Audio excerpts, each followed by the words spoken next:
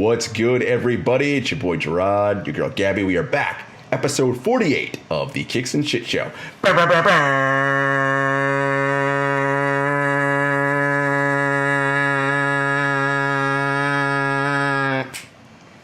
feel like I should get a stopwatch out. I know that like we're kind of like going on this vibe where I'm letting you rock out. Yeah. You know?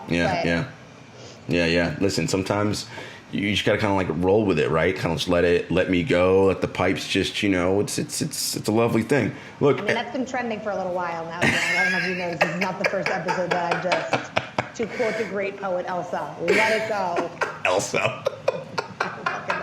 It's been one of those days, Jarod. You know, that's what's going on in these streets. First of all, I didn't even ask you what's going on in these streets yet. It looks you really like Elsa, like it's frozen. It's spring out here. Spring is springing. It's trying to spring. Bike short season is in full effect, y'all. Mm-hmm. You may or may not have been in a beach town recently. You want to talk about that or no? May or may not have been in bike shorts in said beach town recently as well. With ankle weights?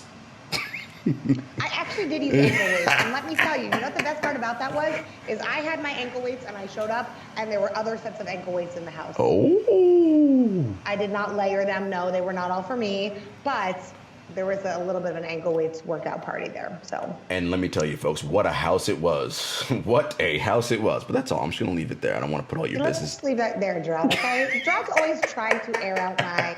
No. I have clean laundry. I don't have a big pile of dirty laundry pulling up, so I just want to clarify my, the chair where you put the clean laundry before it goes away? Yes. That's what Jarod wants to know. Everything that's on the chair. Listen, it's just...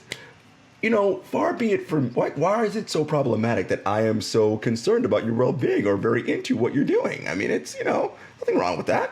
That's what friends do. I love the publicist spin that you just put on that. I am concerned about your well-being.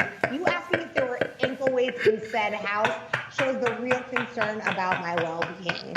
You asked me how I got there. Did I drive? Was I safe? Did I quarantine? No. Were there ankle weights was the question. On record, there was no conversation about this before we started recording, folks. I just want to clarify that. I also want to clarify that when I realized she was at said beach house in Beach Town, I said to her, "Oh, what's going on here?" And the immediate thing was quarantine, social distance. She knew the questions were coming, so you already put that out there. So don't act like I don't ask about those things and care about your well-being, because I actually do. I know you do. I'm not saying you don't care. I'm just saying, let's not get it twisted, y'all. Okay, Jarod, the first question was ankle weights. Okay? That has nothing to do with you caring about my well-being. I know you care, Jarod. You are a man of the people, a man of the ladies. See? There you go. And you were always appreciated, trust me. But, if we didn't banter and I didn't give you a hard time, we wouldn't be doing what we do. Am I right or am I right? The only answer is right. Right. You are always right.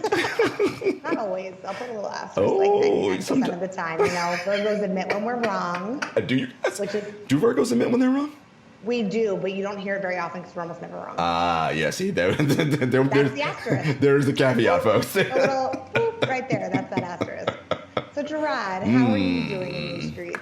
Well, as I said, spring has sprung, so that's wonderful. It's nice that we're, I don't think it's quite put away the winter coat season yet. I think we might have a day or two here where it might get a little crazy, but we're just about there. So that's exciting. We got about 20-something games left in the NBA season, so playoffs are coming up. I know you're exciting because your squad, I'm telling you, you guys you're going to be in there. So that's a wonderful thing. If you continue on this path. I was going to say, we got to be careful. Yeah, I know. Yeah. If you continue on the path you should be in there. The other thing that's also interesting is I experienced some sneaker W's and L's this week. So... I know. I feel like you need a sound effect. Can you drop in some sound effect that illustrates surprise, shock? It's like the sirens, air horns, all that. Yeah, anything. Put that in right there. Fanfare, sound effect. Yeah. So one of my favorite releases were the undefeated Nike Kobe 4 Pro Tour collaboration. And remember when they came out last year, I was like, all right, fuck, didn't get them, whatever. Shit happens. I ain't getting mad. It is what it is. And the undefeated re-released right for this year, and I was like, all right, I'm gonna try to get them. I'm gonna legit. And my thing was, Gabby, I said to you, I was like, all right, if I have to buy the whole freaking pack, I'm not doing it because I'm not buying 4 pairs of these. But if I can pick which one I want, because there were some colorways that I was like, I don't want, like, you know, the teal, I was like, that's not really me, whatever. I was going for the hunter green, right? That really super dark green one. I kind of like those. The one that matches the outfit that you're rocking today. Exactly. Beautiful. So I'm like, all right, get in there. So when you get on the Undefeated site, you have to log in. I log in. They're like, oh, put in the right pass, or, you know, create an account. I do all that, whatever. Okay, here's your place in line. What shoe do you want? Green, size. Don't refresh. Okay, nothing. Cool. So I'm just sitting there, minding my own business, you know, on my phone, doing some other work while it's happening. And then I see, oh, time to check out, sir. Please enter your credentials. I'm like, I'm already logged in, though. What do you mean enter my credentials? Like, we already did that. I'm like, all right, let me just put it in again. Oh, no, so that's not your password. I go, what do you mean that's not my password? We just did this, like, at the beginning of this whole process. So then it's like, this back, and it's like, oh, my God. And, of course, you know, if you have to hit the redo your password. Automatically start over, TKO. Done. Not going to happen. And I was just like, so I sat there, I was like, okay. Because my big thing is, do I feel the process is fair and legitimate? So it wasn't a bot thing in this particular instance, although maybe it was, I don't know. But it's like, if I already put the password and everything in initially just to start, why when I re-enter the same exact password that I just did, you are saying that's not your password? Like, I'm just like, I'm very confused, and it was just a very unfortunate situation. And I was like, oh, well, this is not great. But I wasn't like, super like, oh, this is terrible. Like, I want to like, do whatever and post L's on, But I was not. I thought that this drop and release would be a little better than most of the stuff that we see. And seemingly it was, but there was some glitch somewhere in the passwording process. And the thing is, I don't know what the glitch was, right? Because as I said, when I started, I already put the stuff in and you accepted the password I put in initially. So I don't understand why when I did it the second time, it wasn't the password. And it wasn't like I typed it in wrong. Like, I was very clear, like, show, like, no, it was the right thing. So it was just very weird. Jarod, most people I would ask if they put the password in wrong. I know that you did not, and I feel your pain. That would make my blood boil from the inside out. It would be spilling all over the computer screen right now. My blood would be boiling so much. Yeah, and you're also a more tolerant human than yes, I am. I was like, you know what? All right. I was like, it wasn't meant to be. Our last week's guest, Wells P, really kind of, his whole Zen idea of like, I value my peace and my sanity. So, and I was like, okay, you know what? Instead of me freaking out and wilding because I didn't get these, it wasn't meant to be. Hey. And I'm not a huge Kobe guy anyway. I just like the Protros. I think that's of his shoes. That's my favorite one. So I was like, all right, let's see if I can get them. Look, I'm sure there'll be another opportunity again for something else. I'll try. If I get them, I get them. If I don't, I don't. And if it's something you really want, you can head over to our friends at Another Lane. You can go to eBay. Exactly. You can look at some of our other retail friends. Like, you can give our girl Dolly a call. Exactly. Sneakers. Exactly. You know some people. You've exactly. got the plug. If you want to make that happen, I can totally do it. So, I'm not like, but I did get it. I mean, it was a win, but. So, every W is a W, even if it's like for the Monarch. Yeah, well, it wasn't a Monarch, but Nike Air Max 90 in University of Michigan colors. And I was like, not that I'm a, hail to the victors kind of guy. I mean, I don't dislike Michigan. It's just kind of like, oh, whatever, Michigan's Michigan. I like those colors, though. That blue and that gold is, I often have like navy blue, joggers that I wear, or I often have like gold hoodies. I'm like, you know what? These would be nice with some things that I own. So I was like, you know what? Let me take this win and grab these pair of Nike Air Max 90 in the Michigan colorway. So I was like, that's what I did. So I grabbed those. Jarod. Yeah. I think what we should do. I think we should take a poll for our followers and listeners. Are you guys liking Jarod's new series of fit pics that we've been posting? I have tasked Jarod with some homework, and he has been delivering. He's an A+ student. Love seeing the comments that you guys have. I especially love the one about Yeezy season when I think our former guest Ben said Yeezy season hasn't been a season since 2016, which I asked just Ben Wildin. 2017. Yeah, but, he's wild. We appreciate the dialogue. That's what it's about, though, right? If you can't make fun of your friends, then who can you make fun of? Exactly. But yes, so folks, perhaps in some of these next fit pics, I will rock those Air Max 90 Michigans and some other things in pictures soon to come. But Gabby, we got something dope coming up. a special guest. I mean, every guest is special, but this is someone that covers the sneaker industry. He's on ESPN on all over those platforms. He is going to be a host of a new show on the Boardroom coming soon, and that's all the teases you're going to get. So stay tuned, guys. What's good, everybody? We are back. Gabby, we're not alone. We are joined by someone who covers the sneaker biz, the whole sneaker industry, shoe contracts. He is a sneakerhead, and he is soon to be the host of an upcoming show on the Boardroom called The Sneaker Game. It is Nick DePaula. Nick, what's up, man? Hey, thanks for having me. Good timing, too, because I believe the Sneaker Game show is literally kicking off next week. So, I mean, listen, I'm not going to act like we knew that was the timing, but... I mean, this was intentional. Thanks, universe. And obviously, shouldn't be hard to guess who the first guest is. So, once KD's back on the floor, I think the episode will be right in tandem, so it should be exciting. I was going to say, sounds like you might have a good first guest, given that is the Boardroom. Yeah, exactly. By the way, speaking of, since you already went there, and you probably have to say it because he's your boss now, but do you honestly like the KD silhouette? I mean, to me, the KD2 is the top 5 shoe I ever played in. Wow.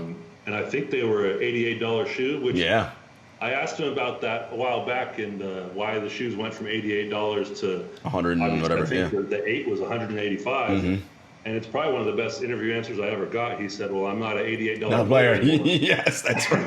That's right. That was pretty funny that he kind of said that on the spot. But yeah, that KD2 to me is one of the all-time greats. And I think a lot of his stuff over the years, some people like others, more than some others too. But I think, the 8-9 were a little too similar, 8-9-10 in that run. Mm-hmm. And now they're kind of bouncing back a little bit. They are. But hoop-wise, they've all been great hooping. I love the Olympic. What are they, 9s? Was that the year the 9s came out? The white, the red and blue, I like those. You know my favorite, the 13s, the Scrooge McDuck PEs, which of course, like, there's only 13s are your favorite. Well, because the 13s are so but too. just that one though, the Scrooge McDuck PE, that particular one, which of course is only a one of one, so I ain't never getting those, but I really like those. The 4 is obviously the best one. Though. Cool. I mean, I'm a big fan of the 7s. I like the 7s. I cut the strap off my 7s. See, it's the strap. How are you feeling about the strap? That's the thing for me. It's like sometimes I'm like, other times I'm like, man, I don't want a strap. It's really, that's the... 2, I don't think I cut it off the 2. I always kind of tinker and mess with a lot of my sneakers I play with. And so that strap was kind of, I just cut that off. It was a little lighter. But if I had the Aunt Pearl, I would have kept it. But the strap was like, whatever. I'm with you. Well, Nick, I mean, obviously you hoop. You love basketball sneakers. Let's start from the beginning. When did you fall in love with sneakers? It's easy. I was growing up in Sacramento, California. Our only pro team was the Kings. Shouts to the Kings. Obviously, there was no reason I would have to do stuff all throughout here otherwise. But I was one of those kids that just played everything you could think of. Like, we didn't have video games or cable growing up. My mom was pretty strict on like some budget stuff, and what we did have was a park down the street and like 4 other families that each had 2 boys. So we were playing basketball, street hockey, football, soccer, like anything you could think of. We were rollerblading, like anything, literally anything, tennis. And basketball was always the main one I loved, though. And so it started with there. And then, of course, you get to about 9, 10 years old and you start to understand what the NBA is, who your favorite players are. And I think for everybody in the mid-'90s growing up, shoes were just a natural extension from those players and just following Jason Kidd, Penny Hardaway, and their stuff, Kevin Garnett as well, in the mid-'90s just became something I was passionate about. Yeah, and you had some characters on those Kings teams, right? You had White Chocolate, you had Peja, you had C-Web. I mean, you had some dudes on there. Vlade. So rookie year, Vlade too, right? And then Hito and Gerald Wallace, like they were pretty stacked. And Jay Will's rookie year was my 8th grade year. Okay. So me and pretty much everybody that grew up in Sacramento throws like the craziest passes of all time. Just turnovers all games. Okay. Like Trey hates playing with me because Trey plays like Andre Miller. He's pretty boring as a player. He's kind of like I always joke, call him basic game. He's pretty like unrisk. He's not a risk taker out there. Right. I'm throwing like full court behind the back. I'm doing whatever. It's nuts. So I remember one time I checked in, threw a behind the back turnover, and my coach like immediately put me out the game, and that was over, you know. And so that era was funny because you had, you know, number 55 in high school, the numbers were by size. So that was like the 1-3X jersey for most teams. So pretty much the shortest guy, like the point guard of every high school team in Sac was wearing a 3X. You know, people were throwing crazy passes. It was just an amazing time to be growing up in Sac at that time.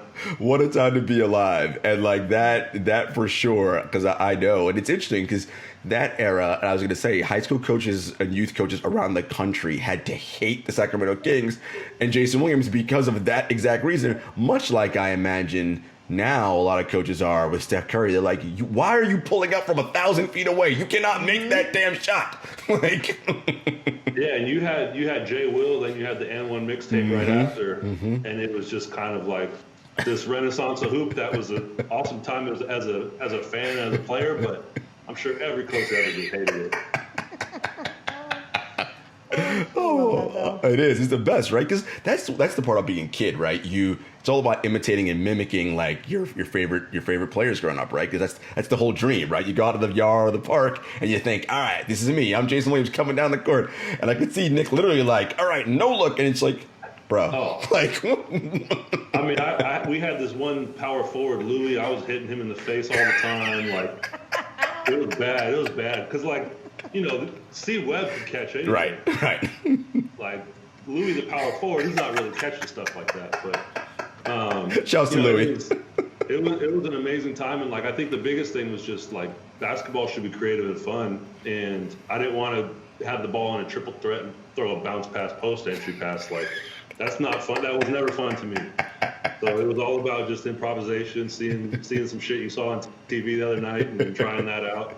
Like I remember AI had that new move commercial, which didn't actually work as a move, but we were all doing that the next day when we saw it, you know. So it was stuff like that, and that's what made the '90s so much fun because it was such a like kind of new creativity that was taking place with the game at that time. So what you're basically saying is you were not doing the Coach John Wooden 2-hand chest pass and the George Mikan drill. That was not really, the fundamentals were not your jam. I read John Wooden's book and the Pyramid of Success or whatever was cool, but like it was cool, but nah. John Wooden 11 ends up, nope, that shit's cool, but nope, tired about that life. I gotta ask though, what was on your feet though? There were so many good shoes in the '90s too. Like, what were you rocking on the court? So, growing up, I had a $40 budget in elementary and middle school, and then $50 in high school. So I didn't have quote unquote like the newest Air Jordans or all the best shoes growing up, but I was pretty resourceful. So back then I had our middle school colors were green. And I should grab them, they're around here, but I had a pair of the black and green Shake and Destructs, which was Dennis Rodman's shoe. I found them for $19.99 at Ross. Wow. And they matched our team colors. It was like the best find ever. Like I was literally at Ross and Marshall's probably once a week just trying to find stuff. Nice. And I had some Pippen 3s. I got a Big 5, which were all black. I had some Garnett 3s that were black and blue that I got for $70. Like I remember distinctly like basically chipping in $20 to $30 each time to go over that budget, but it was always stuff that was either, I don't know if you guys remember the Final Score version of East Bay. Like the discounts, like the old stuff. Like it was just everything along those lines. And I think the funny thing, I always tease my mom, it's like, if you would have paid $125 and got me the penny twos in the 6th grade, maybe that phase would have been over with. But it was once I got into college where I basically realized I could link my debit card to an eBay account. And I didn't have a debit card before that, actually. So PJ Tucker says the same thing. Like it wasn't until we were in college, because we're the same high school class, that we both kind of realized like, wow, like I could just go on eBay and buy stuff.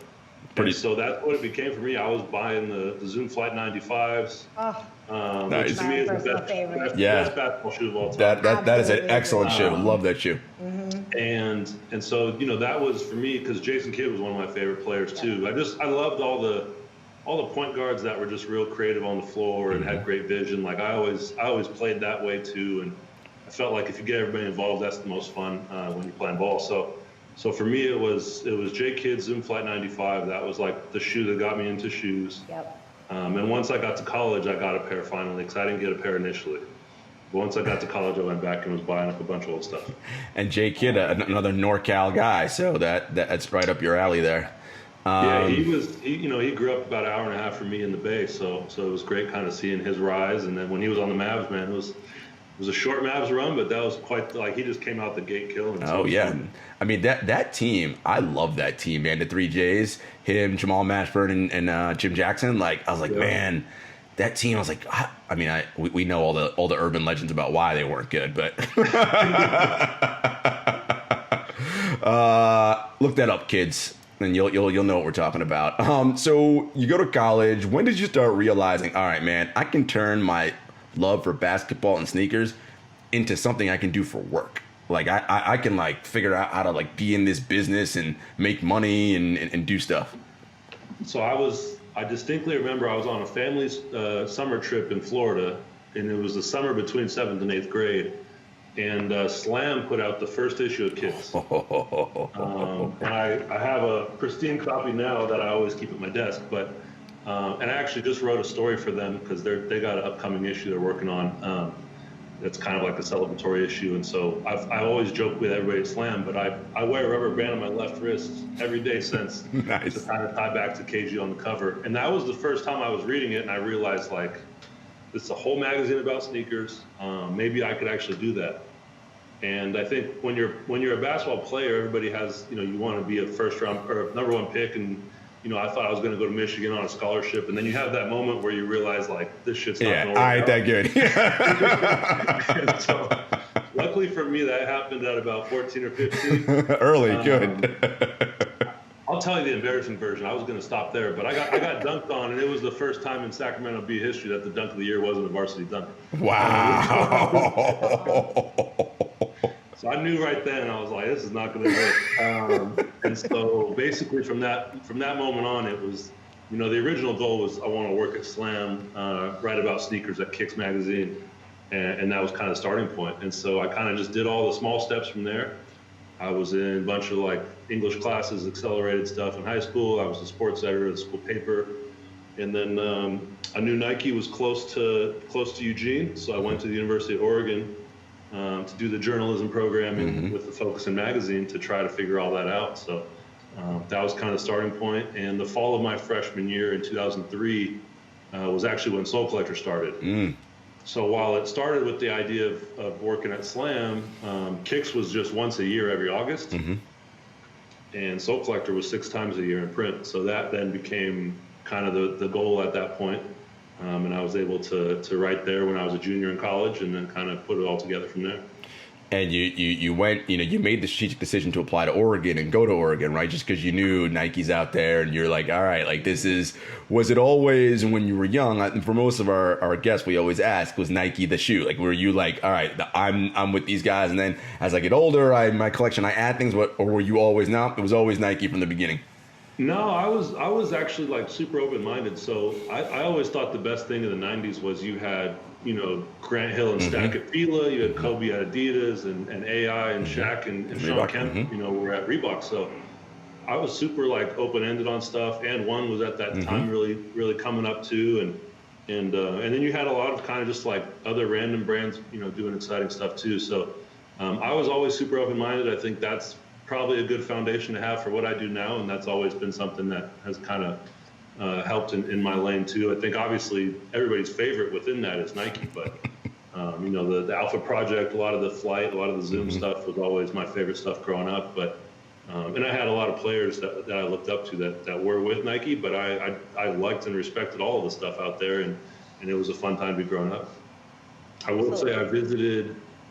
So let's see, the summer before my junior year of high school, we visited Eugene, and it was like in June, amazing. And so I'm like, I want to come to Eugene. This is a great place. And my freshman year was the worst winter in 40 years, and I had no idea weather-wise what I was getting into. But had I visited it in like December, maybe I wouldn't have wanted to go there. That's why they don't have you visit in December. So I think everybody, you think of Nike as this like mythical place, and it's kind of gray and rainy out here all the time, but it is pretty awesome, and just seeing like how the campus has grown since then and what they've all been able to pull off is pretty cool. What do you think? I know you talk about all the different brands and the different players that are working on different brands. What are you liking today that, is beyond the Nike and the Jordan? It's an exciting time because you're kind of seeing a renaissance of obviously like Puma and New Balance coming back around. There's all the Chinese brands as well that are, most of their stuff is all in China and not really as visible here in the U.S. But from a product design standpoint, like Li Ning's doing some interesting stuff with the Wade line, and I've actually been able to go to China twice and shadow Klay Thompson for his Onto tours, which the first time was 7 cities in 9 days, which was out of control. Yeah. But it just like seeing the scale of everything out there was pretty awesome, and kind of understanding that side of it from a basketball standpoint. I would say I'm excited to see what Adidas and Jerry Lorenzo do coming up. That'll probably still be, it sounds like, a year away or so, but so I think that's what I'm excited to see come around. Puma with LaMelo, it sounds like they're going to give him a signature shoe, so how that looks, I'm excited to see. I think everybody's just kind of like in this stage of trying to reinvent what it is as a basketball sneaker, and obviously basketball shoes sales have been down, I think, each of the last 5 years. So seeing which brands kind of come up with a creative approach on what that really looks like, I think could be exciting as we get into the next decade here. Yeah, this is a good lane that you brought up. Obviously, you cover the sneaker business with all the work that you do. I know you're seeing a shift, though, right, in sort of how deals are being signed from athletes and with sneaker brands. Let's talk a little bit about that and sort of how athletes are looking at their shoe deals now and what that means, because not everyone's getting a signature shoe for sure. That's number one.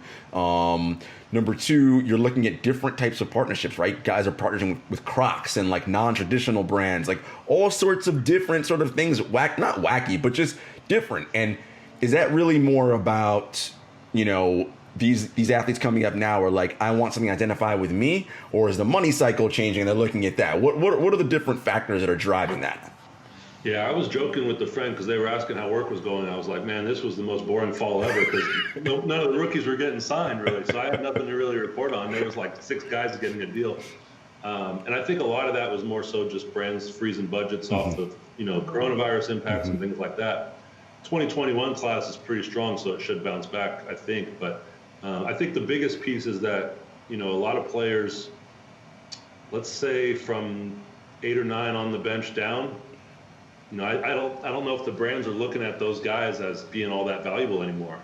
And I think they're trying to reassess, like, are we really spending our money in an impactful way or not, And so I think that's something we'll see where unless I always call them unless you're like a league fits guy and you're on the end of the bench like that, right. I don't think a lot of those kinds of players maybe are going to be getting the deals that they used to get. So you're seeing guys get creative. We had Cole Anthony and CJ McCollum do a Crocs deal. That's an interesting one because Cole's doing that since he doesn't have a shoe deal yet. And then CJ, there's a lot of kind of creative carve-outs you could do if you have a Chinese deal. So even though he's with Li Ning and has a signature with Li Ning, he's doing that Crocs deal, which was, I think everybody got a kick out of him being the first guy to announce with Crocs. But, I think everybody's trying to look at things totally differently, and as the tunnel is taken off and as guys with Instagram presences have taken off, it doesn't necessarily have to be a basketball shoe that you're wearing in a basketball game and that's what you endorse.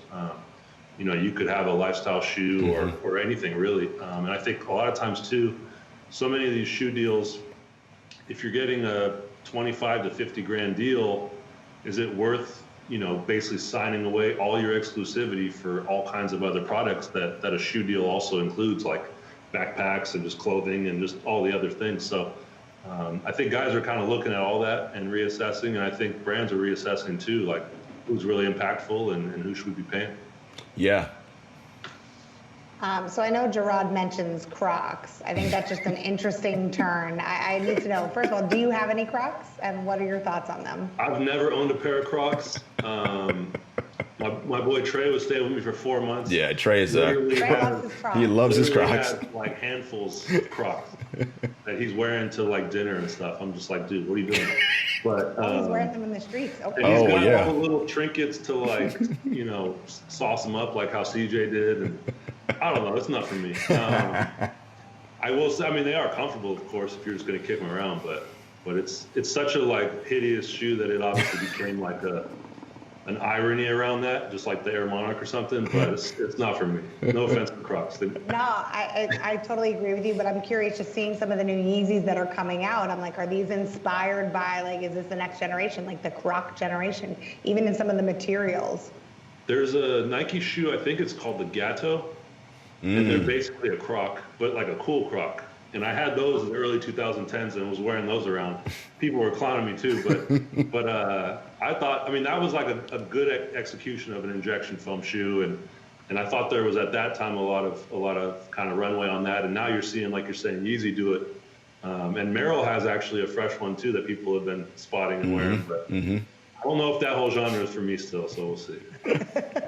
I love it. Right, You talked about obviously China as a market, and of course because we know how basketball crazed they are over there. Is that mirroring sort of the NBA in the sense that, like, the United States market is pretty well saturated, right, in terms of NBA viewership, and like I don't anticipate it increasing in any large number more than what it is. You'll see stuff on the fringes and margins. I think that's the same with the shoe market, right? It's kind of like outside of like your number one pick in every class, it's like you're not going to be out here getting signature guy and, like, you know, selling and moving units. And I ask because obviously Zion's kind of like this generational star, right? And Jordan Brand's going to actually give him a signature shoe. But we know that there have been challenges with Jordan Brand signature shoes, right? Outside of the actual the Jordan line, right? Russ, CP3. I mean, they're kind of like, all right, but they don't have that cachet. Like, do you think that, like, it's like, look, man, guys can go to China, do smaller deals, and allow themselves to do more things, or are you still going to have that one generational guy always? I'm doing the big deal, and then everything else will kind of follow. Yeah, I mean, I still think the model of having that kind of landmark star is still going to be the case. I mean, you know, you have New Balance signing Kawhi and Jamal Murray, hoping he becomes that. Jalen Suggs, who's playing in the national championship game, you know, by the time this pod comes out, he'll technically be a pro, and he's going to probably get a crazy deal as well. So I still think brands are still identifying those kind of singular guys, but it's I mean, obviously, like you mentioned with Jordan Brand, it's like they need a couple more variables to go right for a signature shoe to work. I think the Zion thing that we're going to see is that they're going to really target like a younger kid that looks at him as a superhero almost, versus just like, you know, the older crowd or people that are traditionally into Jordans. I think they might take a different approach with it and see how that works. But you know, you got Luka, Tatum around the corner, obviously huge Jordan guys as well. So I'll be curious to see, like, if they give another guy a sneaker and how that goes. And it's a challenge I think everybody at Jordan Brand's aware of in terms of. Even with like the Fly Wade line and the Mellow line, you know, the first two Mellows were strong, first couple, I should say, and then line kind of shifted from there, you know. So I think everybody's aware of that, but, you know, just like we've seen them kind of revive the game shoe with the Jordan 34, I thought was a nice bounce back effort. They're going to try to have a bounce back effort on the signature stuff too, so we'll see. Yeah, and it's interesting, right? Because you mentioned the stars that are part of the Jordan Brand family, right? Luka is a generational guy, right? I mean, Tatum plays in a big market in Boston, but it's like, I mean, a signature shoe may not actually work for them, right? Just because they're not going to have that kind of cachet that's like, yeah, let me go out and get those Tatums. And it's. I don't know. I think in 2 years, those guys will just continually increase their profile and have more moments. And I think both those guys, once they hit their mid-20s, they'll be the faces of the league, you know, and we're seeing. It's weird to say because I'm LeBron's age, but we're seeing LeBron and, you know, KD and that current kind of headliners in terms of signatures. You know, they're basically on the last chapter of their signature run, and we'll see who's next. One of the things that's interesting too is I love the way athletes use their sneakers for bigger causes. And I know that Joe Ingles, who isn't a signature shoe guy, but he had something he did with World Autism Day because he has a son who's autistic. Steph Curry partnered with the Bruce Lee Foundation to auction off a pair of, what is he on? Curry, what number is he on now? 4, Curry. 5, 8? And so I'm like 4 or 5. I'm like, where is he at on those now? And you know, he auctioned those off, right, and uses his money to stop sort of all the violence we're seeing against Asian Americans happening, particularly here in this country. Like, what are you seeing around athletes, and like, what are those conversations like that they have with the brands when they want to do things like that? Yeah, it's a great question. I mean, I usually talk about this angle of it just probably to justify that what I do is worthwhile, because obviously writing about sneakers sounds ridiculous to most people, but But I like to say that, sneakers are a portal to a lot of these guys' personality, whether that's people in their life or where they're from or different themes that they, want to celebrate. And so a lot of guys, I would say to me, the McFly Hyper Dunk, the South Beach LeBron 8, Galaxy Foams, like that whole era really kind of started the storytelling chapter of where we're at.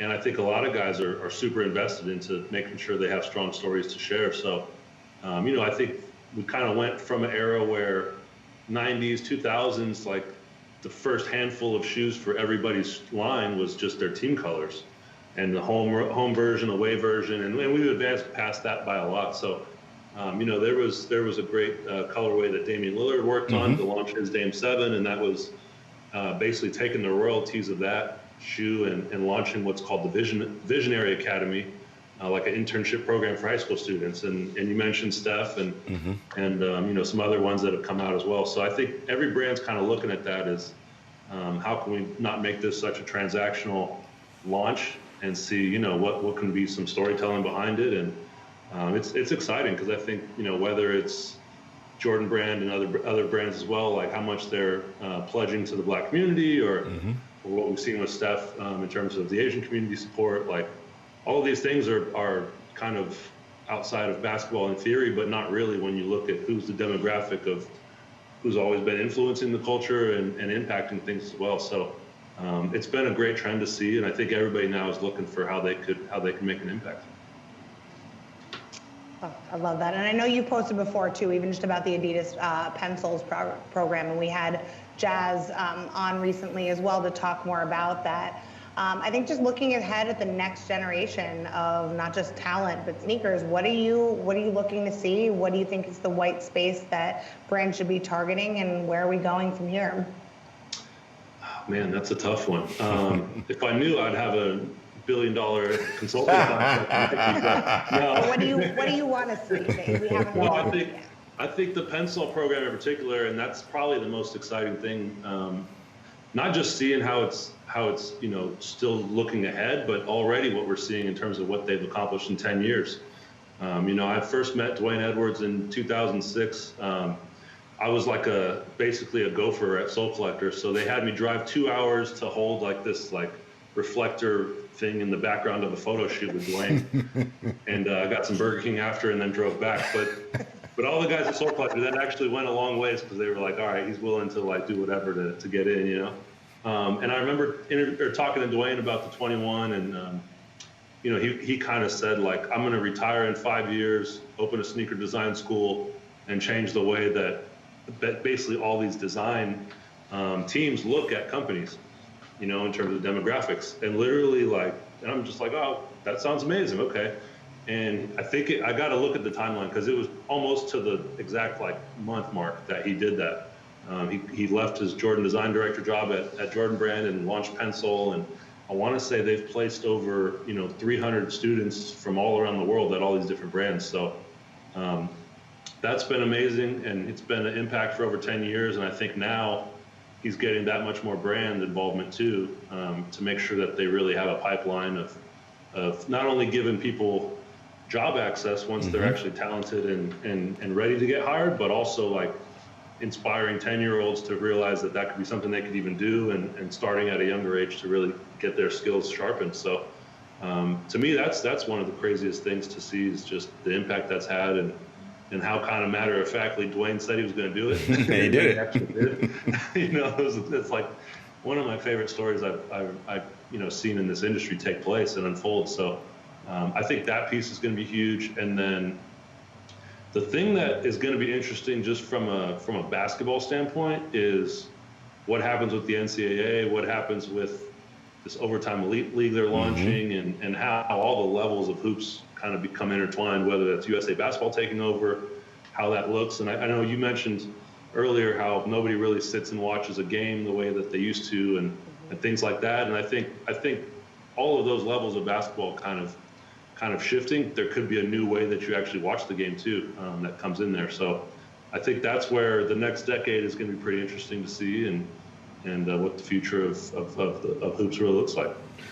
Well, you just hit on the future, and I think a great way to sort of end this segment is talk about the now. What do you hope the sneaker game on the Boardroom is going to be. We obviously know they're going to have amazing guests, of course, starting with some 7-foot sniper. But what's the goal with the sneaker game? What do you want that platform to be? Yeah, I think I've always looked at it as, celebrating great design, great stories, and I think more so from a sports business standpoint, like talking to all the people that have, the biggest sneaker deals, and just like how they build their brand, how they view their brand. I think that's really what we centered on with Kevin in that first conversation. It's, how do you build a roadmap of a signature business? How do you, see your marketing and your branding really living as your career unfolds? And so we're going to have guys like KD, who's, he's only one of the 3 players in league history that's hitting number 14 for a sneaker line, along with LeBron and of course MJ while playing. And so that's, something that made us both feel pretty old. But then we're also going to have kind of the next generation, the up and coming, players and stars like Sabrina, some other people like that as well. So trying to hit it from both ends and really kind of talk through what the sneaker business looks like, and not so much the most hype and most kind of expensive sneakers and that whole angle of it, but more so just the richest stories. And I'm excited to see it kick off. No, that's great. We're going to be looking forward to that. No, that should be really good. Well, folks, stay tuned because you know what's coming next. America's favorite segment, Shoe and Tell, presented by Another Lane. Stay tuned. What's good, everybody? We're back, and you know what time it is. America's favorite segment, Shoe and Tell, presented by Another Lane, the premier digital marketplace for dope kicks. Adina and Chad are 2 of our favorite people, obviously, because we talk about them every week and all the time. And listen, I also want you guys to think about this. These 2 started a business in the middle of a pandemic.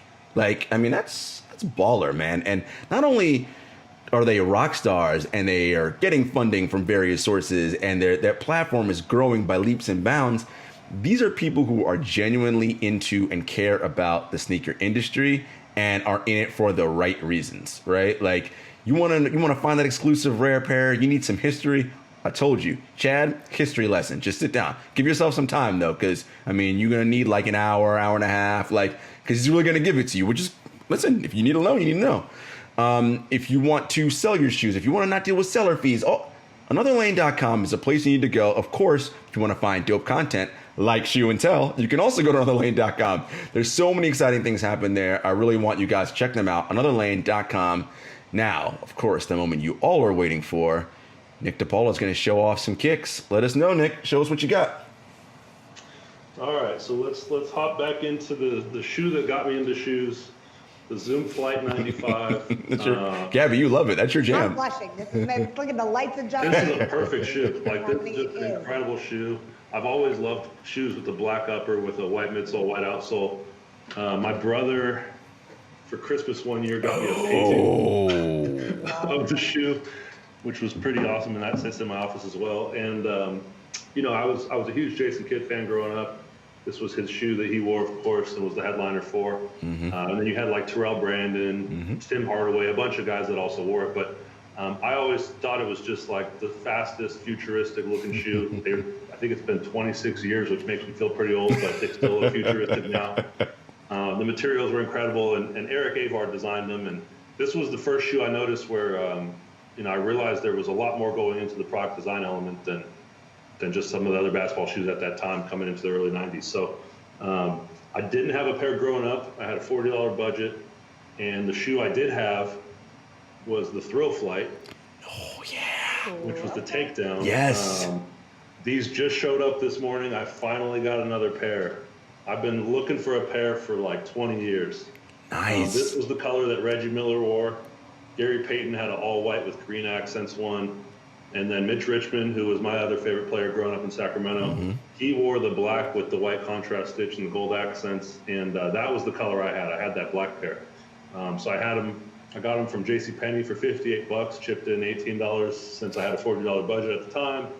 And I've been trying to find a black pair ever since. I don't know if I will, but it's one of those shoes you just hunt forever for. Yeah, man.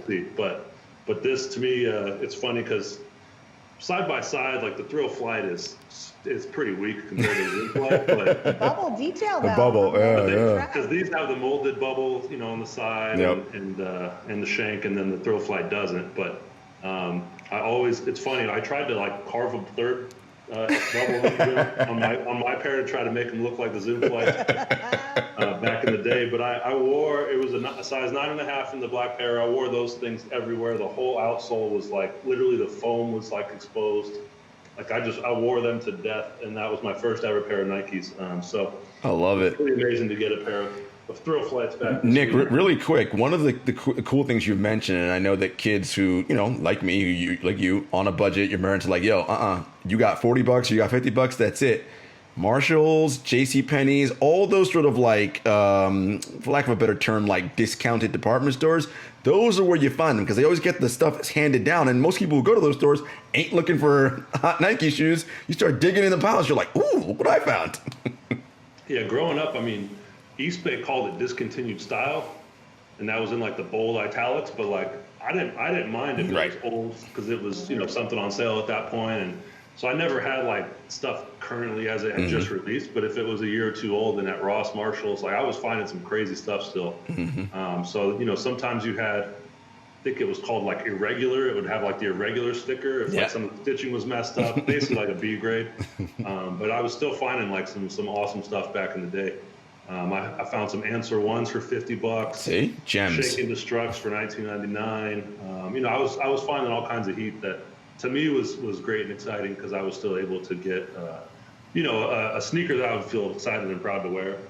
You know, even if it wasn't $150. So it was a fun time to grow up for sure. I love that. Everybody gives a nod to the East Bay catalog too. That was like everyone. what a time. Everyone. I literally read East Bay every morning with my cereal. It's like that was your newspaper.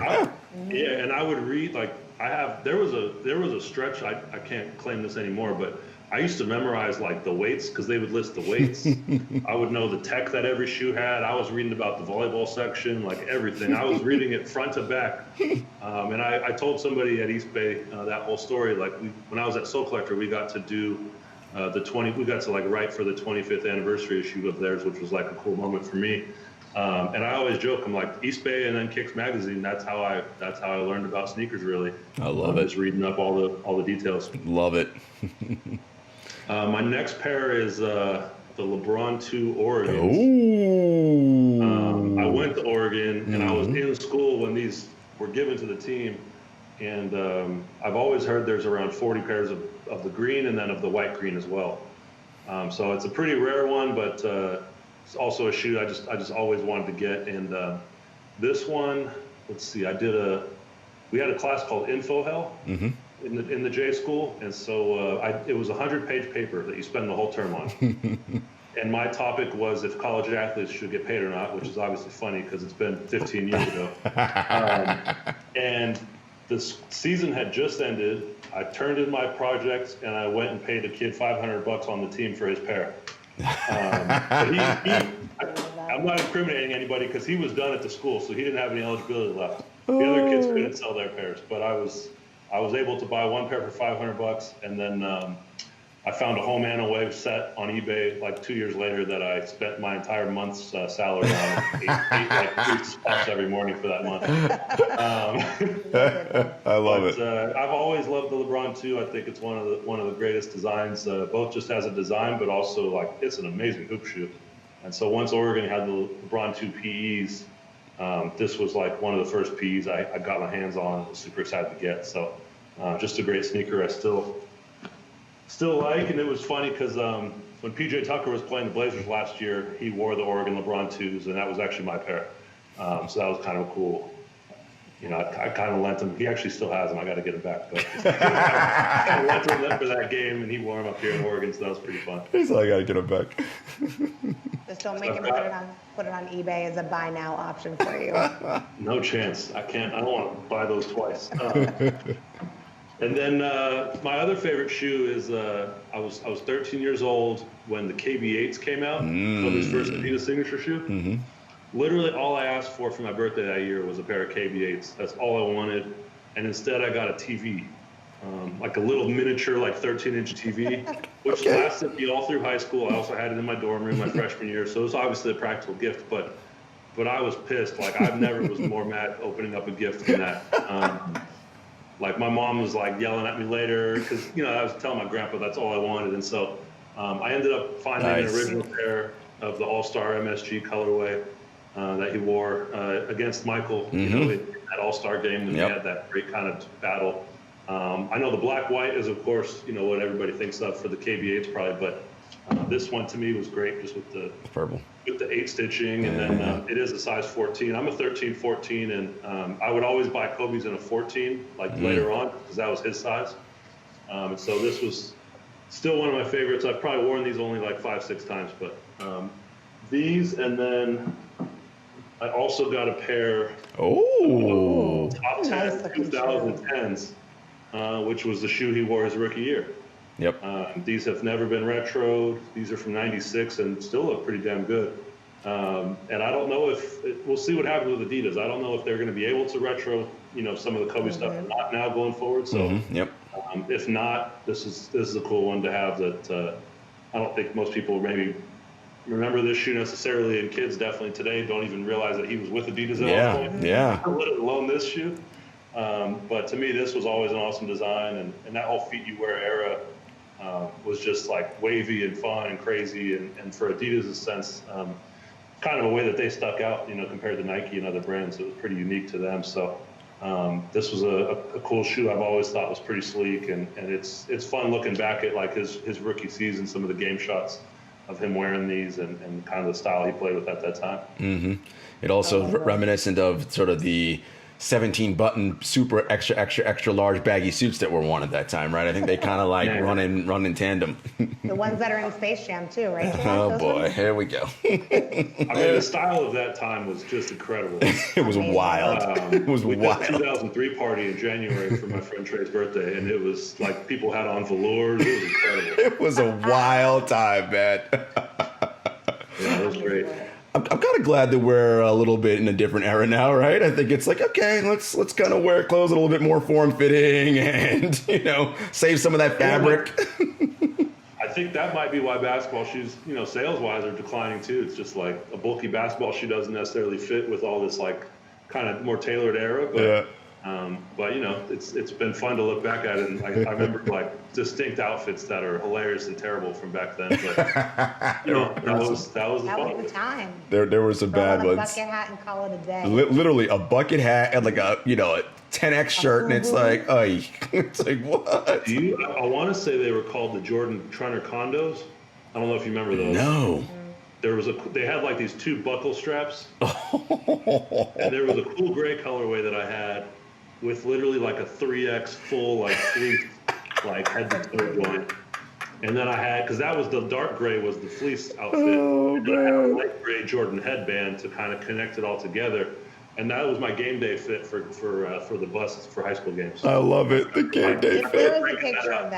If there is a picture of that, please send it to us. Yes. We might have to do it as like a throwback. For Fortunately, there's not. I still had those shoes, actually. I just recently tossed them because they were beat. But I have tons of sneakers still from like high school, middle school days. But we were very fortunate to live in a time where the style was terrible, but also iPhones weren't out yet. Yes. So, could you imagine? No social media yet. Man, because you get roasted and flamed. Repeat. It's like, let's just pull this up again. Get memed, everything.